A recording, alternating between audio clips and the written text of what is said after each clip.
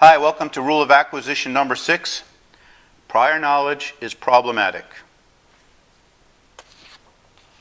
Prior knowledge can either be helpful or hurtful to scientific progress.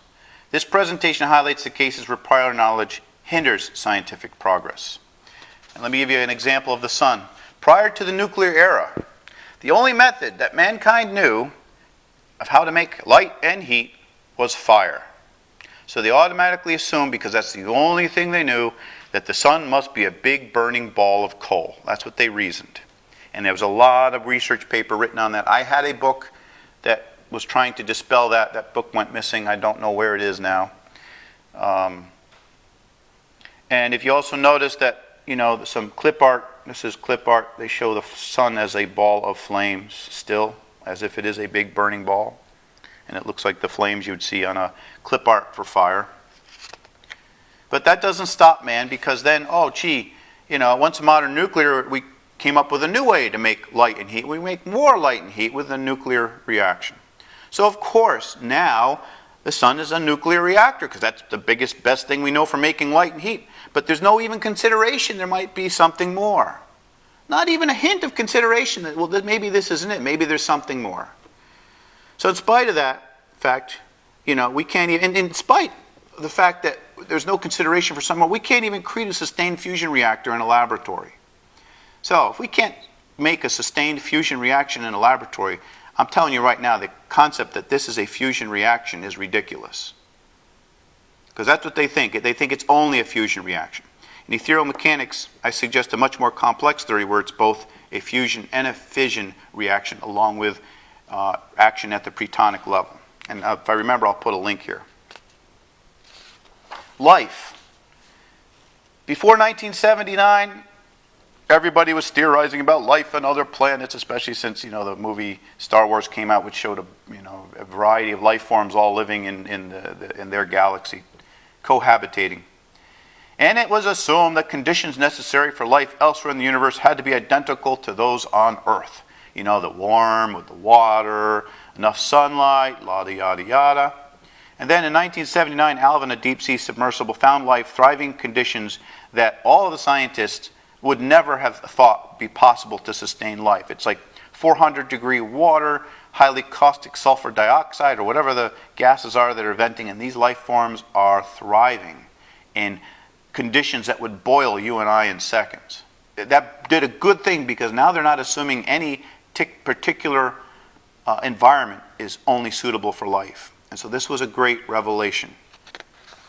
Q algebra. The thing that's been holding me back before was that when you have a three-dimensional space, regular algebra, or vectors,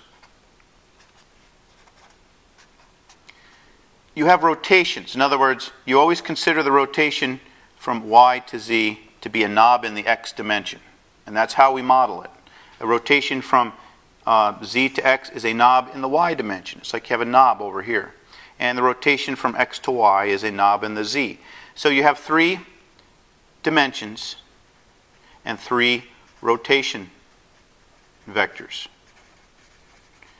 And that worked out nice. There's a lot of cool things you can do with that. And vector graphics takes advantage of that. And this what slowed me down, because when I went to 4 dimensions, I got confused, because in 4 dimensions, you have 4 dimensions, but you end up having 6 rotational dimensions. I mean, in this, you've got a rotation from each of the dimensions. So if you've got 3 dimensions, you've got 1, 2, 3 different ways you can rotate between the 3 dimensions. And that works out, because then you can put a knob in the orthogonal direction. But when you have 4 dimensions, you have 1, 2, 3, 4, 5, 6 different ways to rotate between dimensions. But how do you take 6 knobs and work those into 4 dimensions? Okay, and that's what blew my mind, because I'm thinking they're sitting, because of this prior knowledge, I'm assuming these had to be mapped into those dimensions. And that turns out, it hit me, that is completely wrong. These rotations are independent of the dimensions.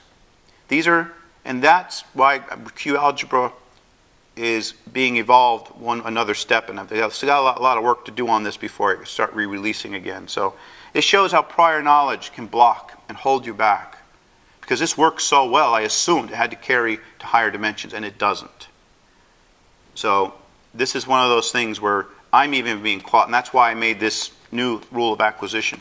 If you look at the movie The Race for the Double Helix, which is a Jeff Goldblum movie in 1987, I can tell you the whole movie in 4 lines. 90% of the movie they were stymied because the parts didn't fit together and they're trying to figure out how the oxygen molecules giving up the electron, And then someone from another department looks over their shoulder and says, oh, you got the wrong model for one of the base pairs. Yeah, we just figured out it's this model, and they wrote it down.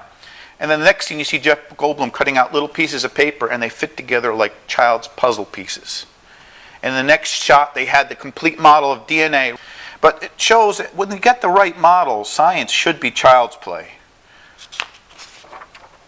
Another example, Einstein spent the remainder of his life trying to unify the forces of nature. And he failed because he had the wrong models. Okay, it's basically a brilliant man with wrong models is effectively no better than a monkey.